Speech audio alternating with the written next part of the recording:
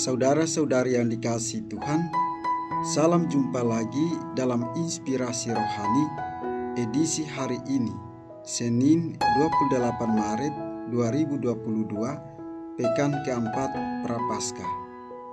Marilah berdoa. Dalam nama Bapa dan Putra dan Roh Kudus. Amin. Saudara-saudari yang dikasihi Tuhan, inspirasi rohani hari ini diambil dari Injil Yohanes bab 4 ayat 43 sampai dengan 54. Sekali peristiwa, Yesus berangkat dari Samaria dan pergi ke Galilea, sebab ia sendiri telah bersaksi bahwa seorang nabi tidak dihormati di negerinya sendiri.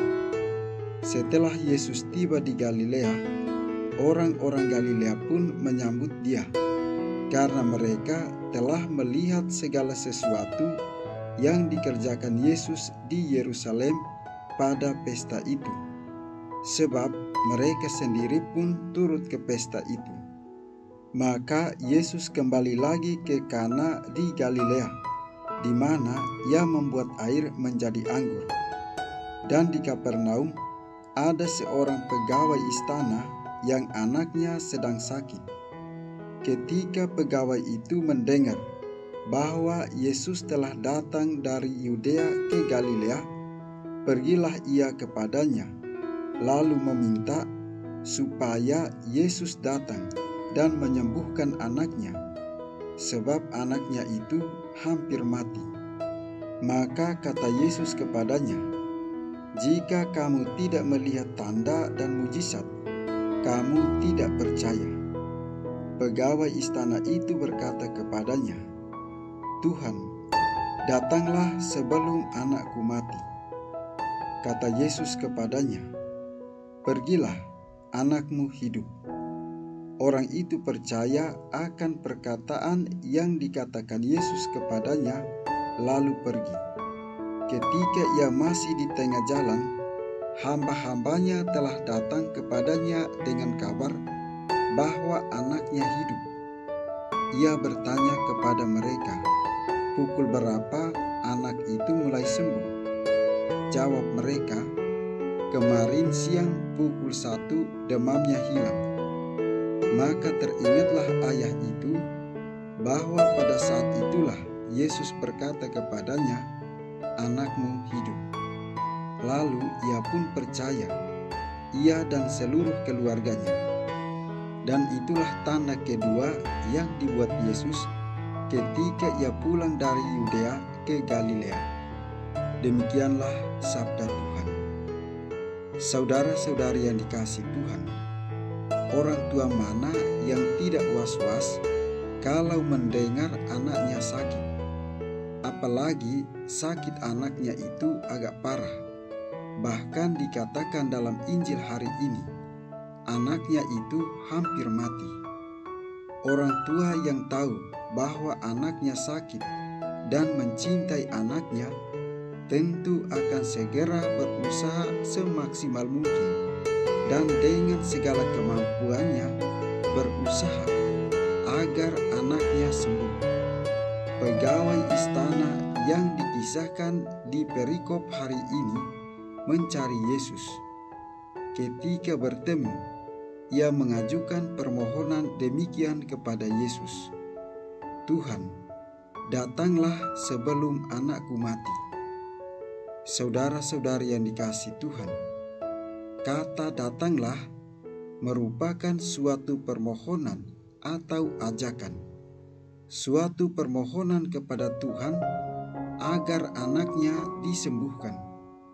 Namun, permohonan itu mengandaikan suatu kepercayaan.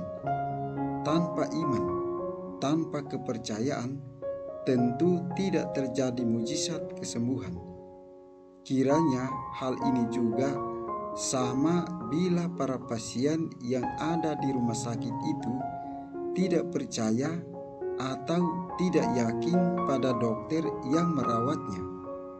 Apalagi kalau tidak meyakini bahwa obat yang diminumnya bakal menyembuhkan. ternyata situasi dari dalam diri orang yang mau disembuhkan atau yang minta disembuhkan, entah dirinya atau orang di luar dirinya, mempengaruhi penyembuhan itu sendiri. Yesus berkali-kali dalam membuat mujizat selalu menuntut iman, entah kepada orang yang bersangkutan atau orang-orang yang membawa orang yang sakit. Saudara-saudari yang dikasihi Tuhan, percaya bukan hanya menyangkut melihat atau tidak. Orang yang melihat mujizat belum tentu langsung percaya. Justru manusia itu makhluk terbatas, maka ia pun terbatas dalam hal-hal yang supranatural, hal-hal yang melebihi dirinya, kemampuannya, perasaannya, dan lain sebagainya. Iman adalah suatu rahmat, gratia, artinya pemberian secara cuma-cuma dari Allah. Orang bisa memohonnya, namun tidak bisa memaksanya. Justru apa yang kita punya saat ini, hendaknya juga kita bagikan kepada orang lain secara cuma-cuma. Hari ini, satu lagi mujizat yang dilakukan Yesus, yaitu menyembuhkan anak pegawai istana. Jelas bahwa Yesus hadir pada setiap orang, baik yang sudah dikenal maupun yang belum. Yesus hadir dan memberikan kasih-Nya tanpa memandang kedudukan dan derajat seseorang. Karena Yesus hanya menginginkan satu hal dari kita, yaitu percaya.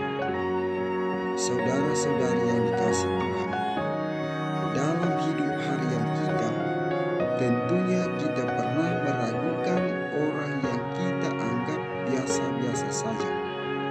Bahkan bila orang tersebut melakukan sesuatu yang kita anggap ia tidak bisa melakukannya, spontan kita mengatakan itu tidak mungkin. Kita mudah percaya dan bangga pada orang yang kita anggap memiliki pengaruh dalam masyarakat.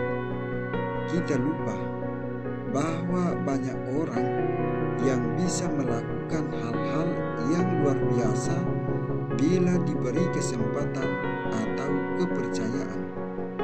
Hendaknya kita berani mengubah pola pikir kita agar bisa memberikan kesaksian yang baik pada orang lain. Hendaknya juga kita berani memberikan kepercayaan dan kesempatan kepada orang lain agar orang lain juga dapat berkembang dan berbuah. Marilah berdoa. Tuhan Allah kami, kepadamu kami bersembah sujud dan bersyukur. Engkau setiap pagi selalu menciptakan